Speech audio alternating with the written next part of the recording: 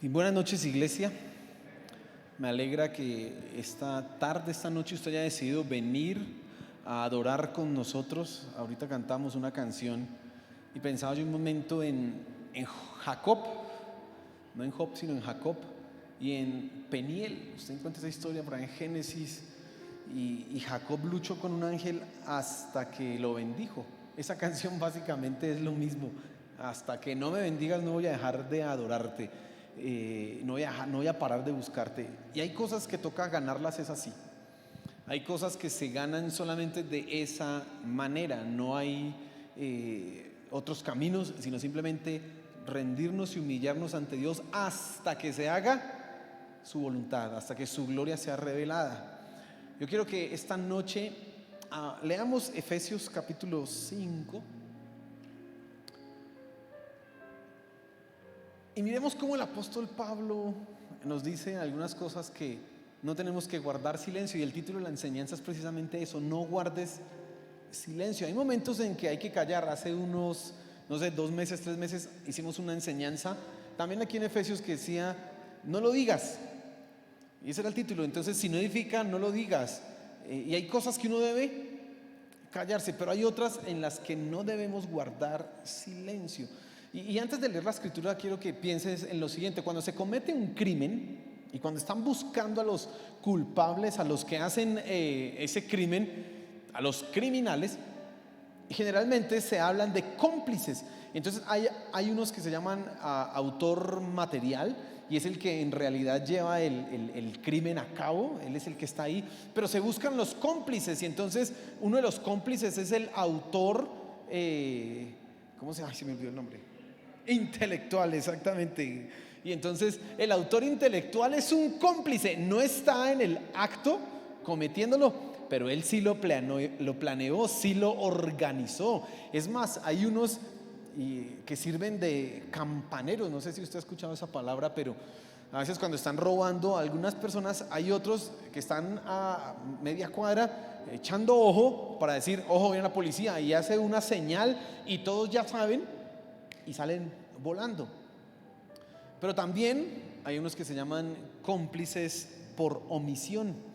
¿Y qué es un cómplice por omisión? Es aquel que no es el autor material, que tampoco es el autor intelectual, pero que dio y no hizo nada, que dio y se quedó en...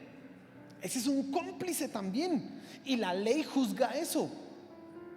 Y entonces, cuando una persona sabe que un niño está siendo abusado sexualmente y él se queda en silencio y no lo denuncia, la ley le cae a él encima, porque sabe: usted sabía y usted no debía quedarse callado, así que usted también debe pagar por eso. Y uno: pero si yo no hice nada.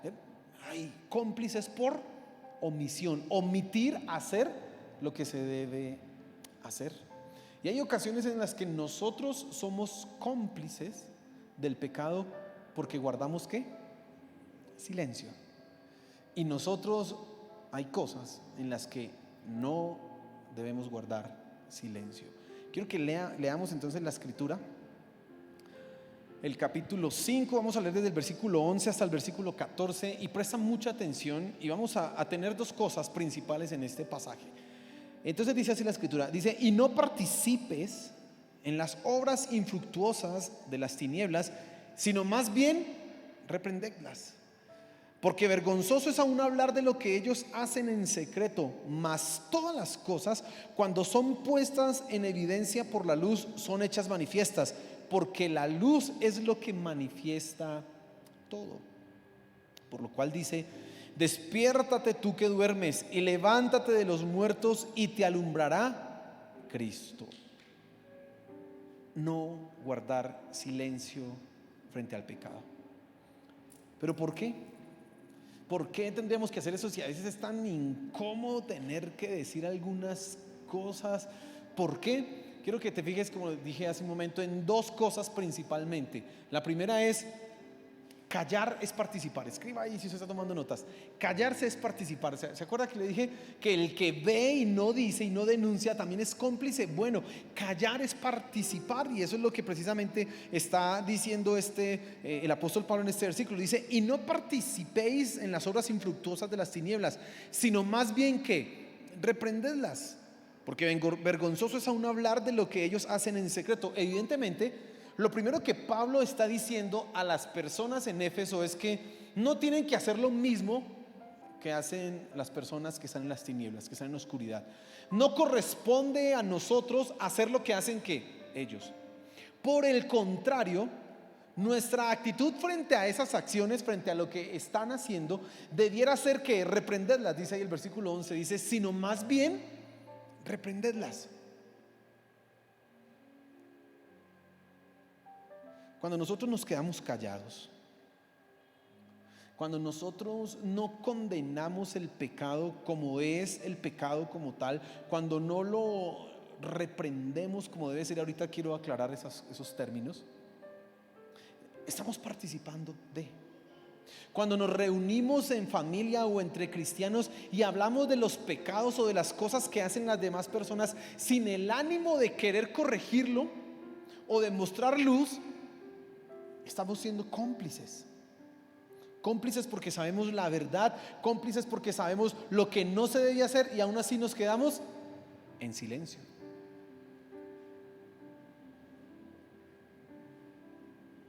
Y yo encuentro que Pablo acá está preocupado precisamente por esas actitudes que ay no, yo no digo nada, allá cada uno con su vida. Y es lo que normalmente nosotros pensamos: cada uno con su vida, cada loco con su locura. No, que se va a meter uno en esas vainas, no se ha entrometido. Pero Pablo está diciendo otra cosa diferente acá, sino más bien que reprenderlas. Y cuando nosotros no amonestamos, cuando nosotros no censuramos el pecado, estamos participando en el mismo, por omisión. Porque dejamos de decir lo que es, porque negamos precisamente lo que somos. El apóstol Santiago en el capítulo 4, usted lo encuentra ahí en la Biblia, puede buscarlo. Él dice: el que sabe hacer lo bueno y no lo hace, le es pecado. Cuando tú sabes que algo está mal y tú sabes que debe ser corregido y no lo haces ahorita vamos a mirar las barreras que nos impiden a nosotros hacer lo que debemos hacer, estamos participando, y eso es un pecado, y Dios también juzga eso. Cuando nosotros nos quedamos callados, estamos también negando precisamente lo que somos, luz. El Señor Jesús en Mateo capítulo 5 le dijo a sus discípulos: ustedes son la luz del mundo, ustedes son la sal de la tierra. Dice: una gran ciudad que ilumina todo no se esconde, sino se coloca en donde, encima de un gran monte. No se puede meter debajo de una caja, debajo de un escritorio. No, eso está iluminando todo para que la casa reciba luz. Precisamente nosotros colocamos las luces en lo alto y no en el piso, porque pues ahí es donde funcionan. Ilumina todo. Y cuando yo me quedo callado, cuando yo no censuro el pecado, estoy negando aquello para lo cual fui redimido, para hacer luz.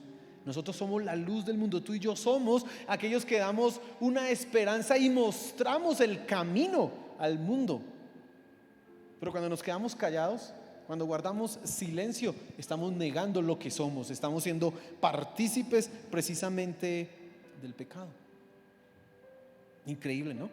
Uno pensaría que solo cometer pecado es hacerlo, el acto, pero si tú sabes y te quedas callado, también eres participante de eso mismo.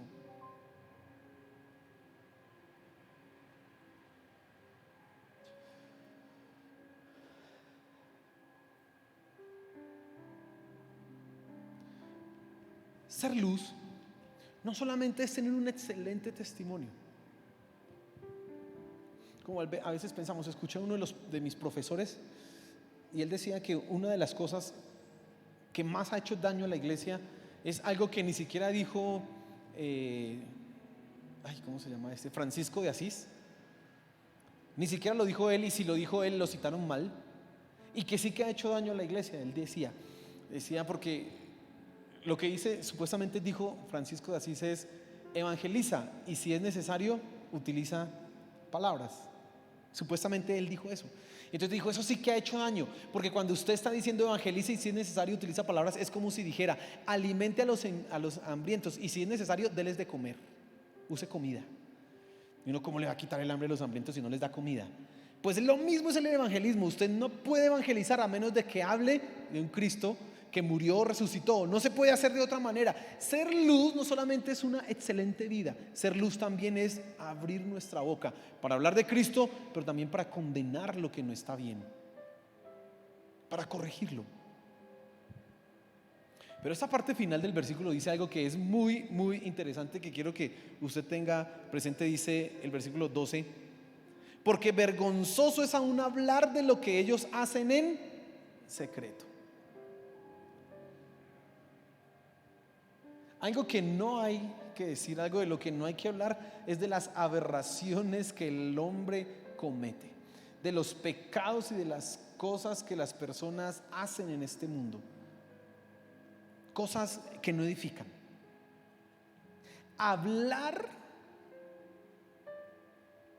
sin el ánimo de corregir es chisme, es chismear, es murmurar, es vilipendiar, es escarnecer. Y eso está condenado por la Biblia. Pero a veces para nosotros es más fácil sentarnos en nuestro círculo de confianza, en el círculo de personas que conocen de Dios y, ay, mire, esa gente lo que hizo, terrible, criticamos, condenamos, pero no hacemos absolutamente nada para corregir. Nada. Dice aquí el apóstol, porque vergonzoso es aún hablar de lo que ellos hacen en secreto. Ni siquiera eso debíamos mencionarlo. Eso no debe ser parte de nuestras conversaciones. Lo que sí debe ser es hablar y corregir. Eso sí. Hablar sin corregir es condenar. Cuando hablamos sin el ánimo de que las personas cambien, estamos condenando simplemente. Hablar sin corregir es no tener amor. Así que yo quiero que tú tengas presente que nosotros no podemos participar de las cosas pecaminosas, obras infructuosas. El apóstol ahora habla de eso, obras infructuosas. No tienen ningún fruto, no producen nada bueno, sino algo malo por el contrario. No tenemos nada que participar ahí. Pero lo que sí tienes tú que hacer y que es fundamental y muy importante es reprender, corregir, condenar eso. Algo que más no debes hacer es ponerte a hablar si no vas a corregir. Eso no es correcto. Ahora, y entonces, ¿cómo yo hago para condenar, para corregir el pecado? ¿Cómo yo hago para reprenderlo? Bueno, no guardes silencio, es lo segundo que yo quiero que tú tengas presente. Mira lo que dice el versículo 13. Dice, mas todas las cosas cuando son puestas en evidencia por la luz, son hechas manifiestas, porque la luz es la que manifiesta todo. Y el apóstol Pablo está diciendo algo que es muy importante, por lo cual nosotros tenemos que aprender a decir las cosas. Lo primero es acá, decir lo que está mal es ser luz. Cuando tú dices eso no es así, tú estás siendo luz. Ahora, hay dos lugares en los cuales nosotros debemos ser luz: en el mundo y en la iglesia. Tú necesitas ser luz en el mundo porque ellos creen que todo lo que hacen es correcto, pero tiene que levantarse la voz de los cristianos para decir no es correcto. Ellos tomarán sus decisiones, pero siempre tendrán presente que nosotros dijimos no era así. Por eso la iglesia debe levantar su voz fuertemente en contra del aborto. No es correcto, eso es un asesinato, punto. Ellos podrán decir que somos intolerantes, lo que sea, pero tenemos que decirlo. No hay otra manera. Tenemos que ser luz, ¿dónde? En el mundo. Pero también tenemos que ser luz aquí en la iglesia, porque cuando tú corriges el pecado, cuando tú lo expones, cuando tú hablas, eso es pecado y así no se hacen las cosas. Tú estás llevando a aquel que es cristiano a que corrija su camino y que participe de la luz. Tú lo estás llevando a ser lo que debe ser. Eso es lo que necesitamos nosotros. El mundo está necesitando una luz. El mundo necesita que se le digan las cosas como son. No quieren escucharlo, pero nosotros tenemos que decirlo. Pero en la iglesia también necesitamos esto. Es fundamental hacerlo, pero es un imperativo que tú y yo hagamos estas cosas. Cuando nosotros los cristianos levantamos nuestra voz y decimos lo que está mal, estamos trayendo luz. Estamos mostrando lo que es la vida correcta. Estamos mostrando lo que es la justicia, lo que es la santidad, lo que es la integridad. Estamos diciéndolo y el mundo necesita escuchar eso. Pero y algo que es importante y que tú tienes que aprender, mira, en la época en que nosotros estamos viviendo se han quitado cosas. Ya no se llama al pecado pecado. A algunas cosas se les llama enfermedades. A algunos pecados se les llama cosas naturales. Es que nací así. Y no se les llama ¿qué? Pecado. Nosotros necesitamos llamarlo las cosas como son, con el nombre que les corresponde. Pecado es pecado. El homosexualismo es pecado. Es una desviación de la naturaleza del hombre. Es pecado. Eso hay que decirlo. No van a querer escucharlo, pero hay que decirlo. Porque eso es ser ¿qué? Luz. Ellos tendrán sus argumentos para decir que no es que nacen así, es que todas sus cosas, no, es que eso es así. Algunos han dicho que cristianos han equivocado llamando al homosexualismo una enfermedad. No, eso no es ninguna enfermedad, eso es un pecado, así de simple. Punto. Un pecado que va contra la naturaleza, que surge de negar precisamente a Dios y no reconocerle, y entonces el hombre se desvía y le da gloria a todas las cosas, a los animales, a los astros, al hombre mismo, y por lo tanto eso lo lleva a una perversión de su naturaleza. Eso tú y yo tenemos que hablarlo como es.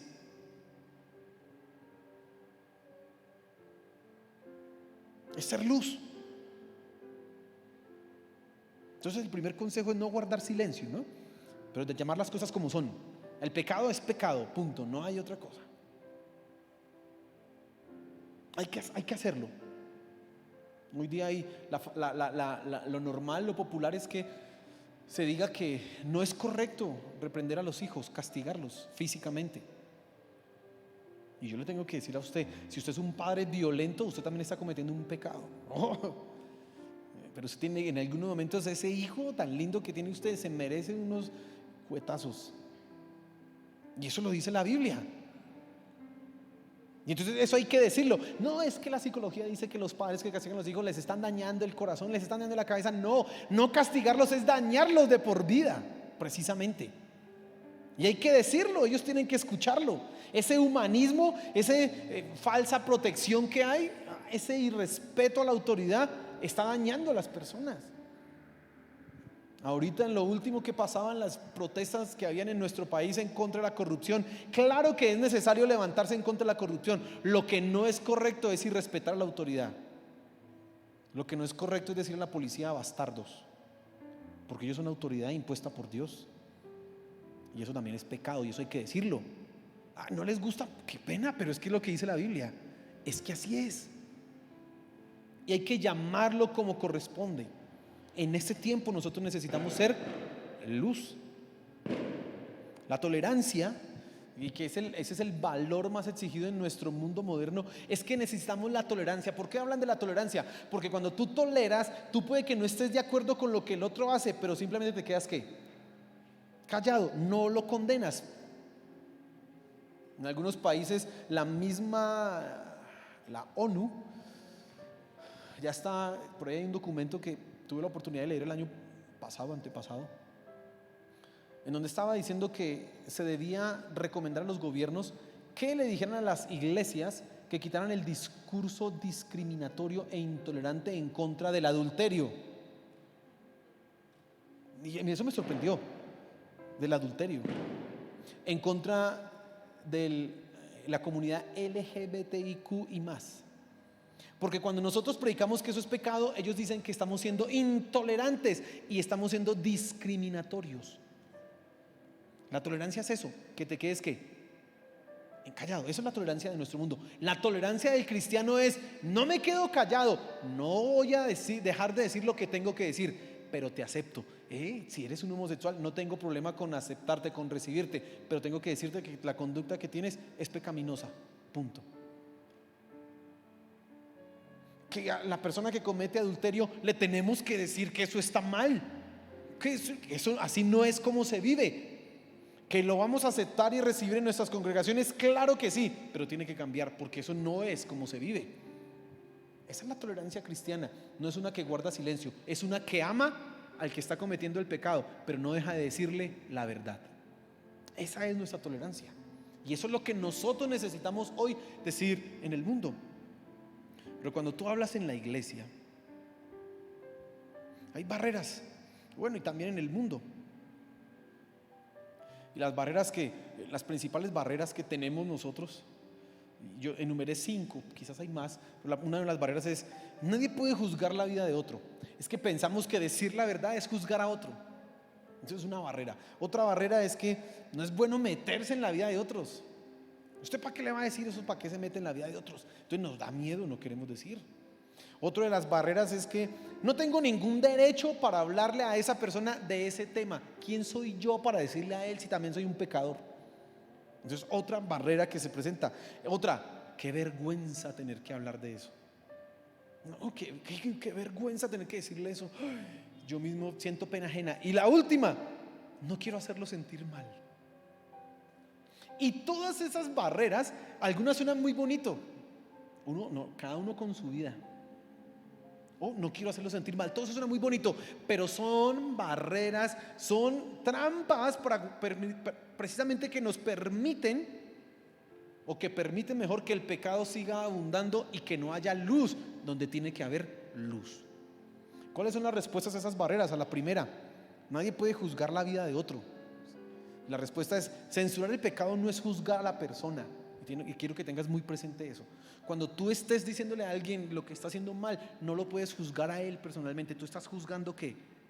La conducta, el pecado. Censurar el pecado no es juzgar a la persona. Por eso cuando nosotros hablemos a alguien de sus fallas, debemos hacerlo con amor. Amor. Por eso no juzgamos, porque lo estamos haciendo con amor. Y es más, lo hacemos desde la misma posición en que yo también soy débil, que también necesitaré que alguien un día me hable y me corrija y me diga: eso que estás haciendo no es correcto, así no es como dice la Biblia que debes vivir. Y como yo soy débil y necesito que otros me digan, pues yo te digo, ahí sí sale el dicho: hoy por ti, mañana por mí. Ahí sale. Entonces no es juzgar la vida de otro. La segunda barrera, que es: no es bueno meterse en la vida de otros. Entonces tengo que decir que en un sentido, censurar el pecado pues es meterse en la vida de otros, pero para su bienestar. Sí es meterse en la vida de otros para su bienestar, en un sentido. Pero en otro sentido, nosotros no nos metemos en la vida de los demás, simplemente le decimos lo que está mal, pero la decisión final la toma ¿quién? La persona, si corrige o no corrige su conducta. Pero nosotros no nos quedamos en silencio, decimos. Así que no nos estamos metiendo para que haga o no haga. No, la luz es esta. Tú decides, tomas la decisión, ya conoces cuál es la respuesta.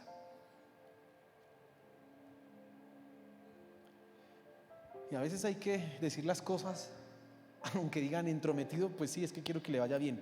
Así que le parece que soy muy metido, pues piénselo, pero quiero que le vaya bien en la vida. Porque el amor es eso. ¿O qué mamá ve que su hijo se está a punto de cometer un error y no está dispuesta a decirle: no, es que si me toca amarrarlo y tenerlo aquí en la casa a las malas, pues lo hago para que le vaya bien? Una mamá lo hace. ¿Por qué una mamá que ve que su hijo no quiere comer cuando es pequeño lo obliga a comer? Y está dispuesta hasta a castigarlo para que ¿qué? Coma. ¿Por qué no dice: no me voy a meter en la vida de él? Él es libre, él verá si come. ¿Por qué no hace eso una mamá? Pues porque lo ama. Y dice: no, mi hijo no quiere comer, pero le toca, así no quiera. Porque ella sabe que eso es bien ¿para qué? Para él. Así que en algún sentido, sí, censurar el pecado es meterse en la vida de una persona, pero ¿para qué? Para su bienestar. Para su bienestar. La tercera barrera es que no tengo ningún derecho para hablar de ese tema, porque yo también soy un pecador. Bueno, el derecho que tenemos es dado por las mismas escrituras. El versículo que estamos estudiando nos dice que debemos reprender. Efesios en el capítulo 4 nos dice que tenemos que hablar la verdad. ¿En qué? En amor. Y esa es la función de la iglesia, y eso es algo que el año entrante vamos a estar trabajando fuertemente acá. Y es que la iglesia es un cuerpo, y que tiene ministerios, dones. Y entonces dice: a unos constituyó apóstoles, pastores, evangelistas, profetas, etcétera, a fin de edificar el cuerpo hasta que todos lleguemos a la unidad de la fe, al pleno conocimiento del Hijo de Dios, a la estatura de un varón perfecto. ¿Como quién? Como Cristo. Por lo tanto, los dones en la iglesia es para que tú seas como quién, como Cristo. Es decir, que vivas bien, que seas luz. Pero también dice: ¿y cómo ustedes hacen ese trabajo? Dice ahí: hablando la verdad en amor. ¿Y cuál es la verdad? Eso que estás haciendo está mal. Corrígete, si quieres te ayudo, pero así como lo estás haciendo no es. Es más, yo en una época pasé ese mismo problema. Ven, te ayudo, te muestro lo que yo hice y vamos los dos, porque quiero que estés bien. Sí tenemos el derecho, porque es lo que es la iglesia. Sí tenemos el derecho.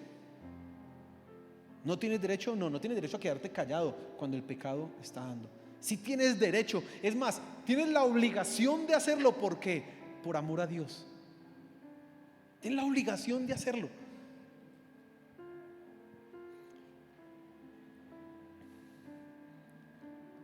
Porque cuando tú amas a Dios, tú sabes que no puedes permitir que haya pecado en aquellos que se llaman cristianos. Cuando tú amas a Dios, tú sabes que no puedes permitir que haya pecado en el mundo, porque Dios es un Dios santo. ¿Recuerdan la historia hay un sacerdote? Eso es en el libro de Números, o Levítico, no, Números. Y él se llama Fines.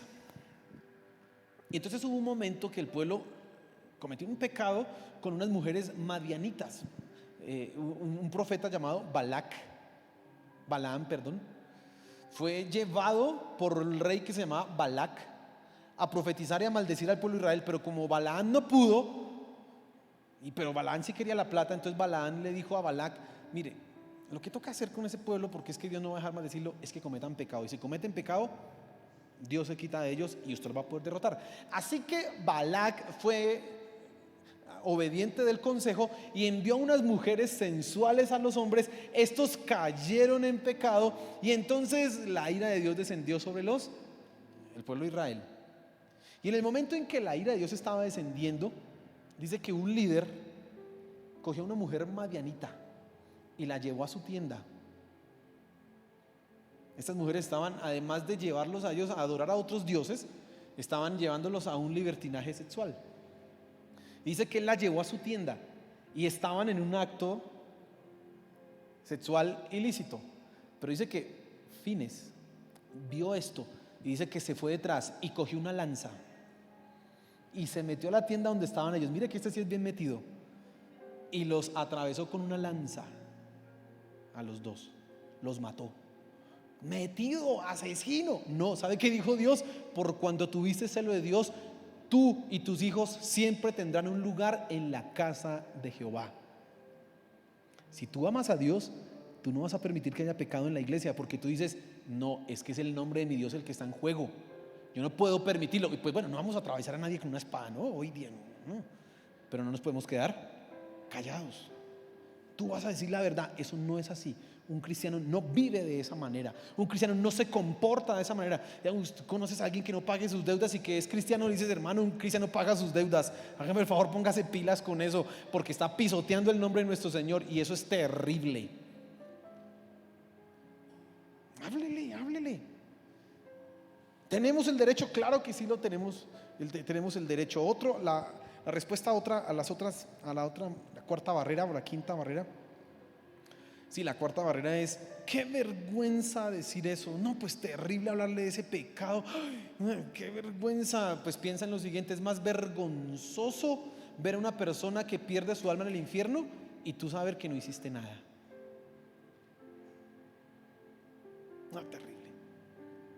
Es más vergonzoso después tener que admitir: ay, yo sabía que esa niña se estaba metiendo con ese muchacho y yo me quedé callado, y después la niña resultó embarazada y yo sabía. Y usted después no le dice a la mamá: yo sabía, pero es que me dio pena decirle. Usted no le dice, porque usted sabe qué vergüenza. Piensa en eso. Es más vergüenza después ver el daño en la vida de la persona y saber que tú pudiste hacer algo. Es más vergonzoso. Y lo último, la última regla es que no quiero hacerlo sentir mal. No, es que pobrecito, si le digo, le daño el corazón.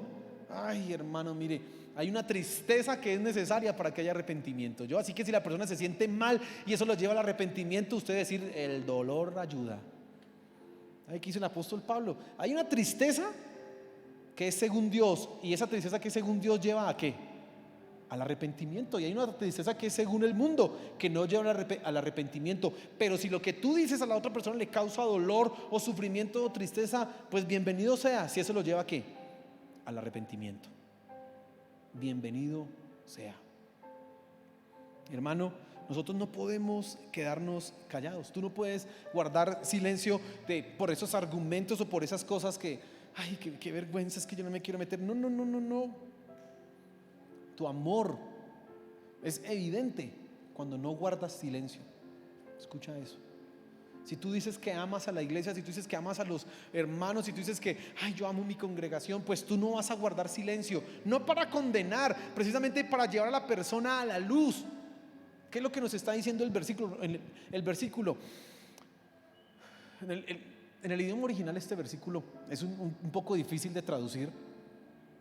Y cuando nosotros vemos las traducciones, y aquí en esta iglesia usamos la Reina Valera 1960, no se ajusta totalmente a lo que dice el texto original. En el texto original, en ese versículo 14 dice, mas todas las cosas cuando son puestas en evidencia por la luz, son hechas manifiestas, porque participan de la luz. No dice porque la luz es lo que manifiesta todo. No dice porque ahora participan de la luz. ¿Sabes? Cuando tú corriges a un hermano de un pecado que está cometiendo, lo estás llevando a que participe ¿de qué? De la luz. Lo estás llevando a hacer luz a él mismo. Y eso sí que lo necesitamos. Sí que necesitamos que alguien nos ame como para decirnos la verdad. Necesitamos que alguien nos ame para acercarse y en amor, aunque sea que nos cause un poco de dolor, un poco de tristeza y quizás nos pongamos colorados cuando nos estén diciendo esas cosas, pues que nos amen y nos lo digan, y que además nos digan, ¿en qué te puedo ayudar? Dime, yo estoy para ayudarte, porque eso es amor. Tu amor es evidente cuando no guardas silencio. Y la última parte del versículo 14 dice, por lo cual dice, despiértate tú que duermes y levántate de los muertos y te alumbrará Cristo. ¿Sabes? Nosotros necesitamos hablarles a los que están dormidos espiritualmente. No estamos hablando de gente que que necesite regenerarse, nacer de nuevo. No, eso en el mundo sí necesitan nacer de nuevo. Allá también tenemos que hablar, pero allá es el mensaje del evangelio. Tú estás en pecado, pero la solución para eso es Cristo, y les hablamos y les decimos de eso. Pero aquí en la iglesia necesitamos hablarle a los que están dormidos, porque a veces de tanto tiempo estar en la iglesia damos por sentadas las cosas y ya se nos olvidó precisamente algunos hábitos que tenemos que mantener. De repente, en lo tan celosos que éramos con las cosas que hacíamos, ahora ya ha pasado el tiempo, dejamos de ser tan rigurosos y nos volvimos livianos. Pues necesitamos que alguien nos diga, despiértese, se está durmiendo, pilas, despiértese. Necesitamos hablarles a los que están viviendo como si estuvieran entre los muertos. Dice, despiértate tú que duermes y levántate de entre los muertos. Porque hay cristianos que viven como si estuvieran todavía muertos en delitos y pecados. A ellos necesitamos hablarles para que la luz de Cristo los ilumine, para que su vida cambie, para que su vida sea transformada. Ser un hijo de luz. Cuando tú eres un hijo de luz, también aprendes a corregir el pecado, también aprendes a ser corregido por el pecado, porque ninguno de nosotros es perfecto y todos necesitamos que alguien se acerque y nos diga, esto como que no está bien. ¿Sabes? Un consejo: debes hablar con amor, pero también debes escuchar con amor. Cuando te estén hablando así, te estén diciendo así, no se va a poner así. No. O se le suben los colores. ¿Usted quién cree que soy yo? No. Usted escucha ¿con qué? Con amor. Y dice, gracias por decírmelo. Y luego va a su casa y lo que me dijo este hermano es verdad. Es verdad. yo estoy haciendo esto, yo estoy siendo así. Y corrígete, porque te están llevando a ser luz. Amén. A hablar con amor y escuchar con amor. Cuando decides hablar, estás demostrando tu amor a Dios y a los demás. Recuerda, callar es participar. Callar también es participar. Ponte en pie, por favor.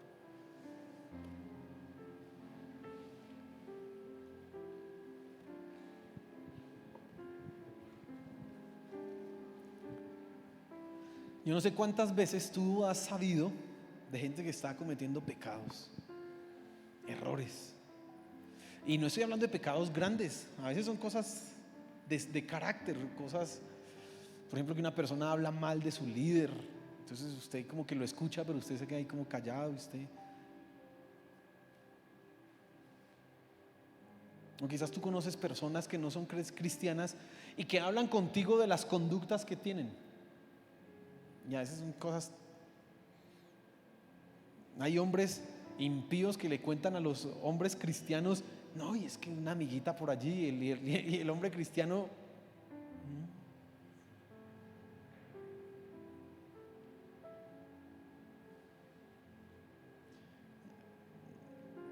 Hace unos días, unos meses, alguien se acercó a pedir un consejo y estábamos con mi esposa.